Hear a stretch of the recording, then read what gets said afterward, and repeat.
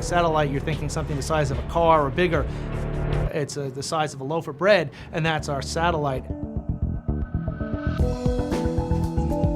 There's been some evidence that lightning produces gamma rays, and this is really the first satellite that's going to go out and investigate if and how and where and everything associated with gamma rays coming from lightning. There's been evidence, and others have seen this, but again, there's never been a satellite dedicated looking down at Earth for these terrestrial gamma ray bursts.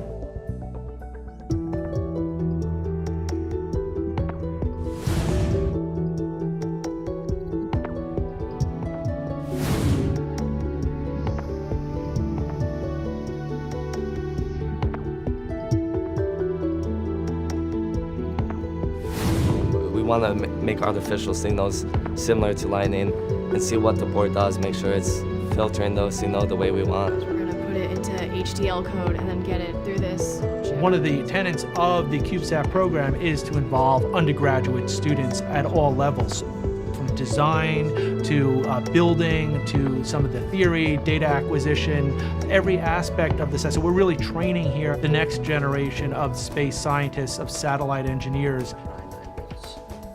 As soon as the launch goes up and they know they're a part of that satellite and data's coming in, I mean, that'll be with them throughout their life.